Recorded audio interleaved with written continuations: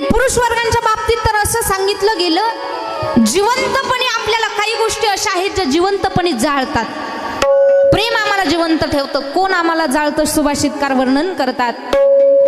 कुग्राम वास कुलहीन सेवा, कुभोजनम क्रोधमुखश्च भार्या, विधवस्य कन्या मूर्खस्य पुत्रो, विना अग्नि दहते षडः.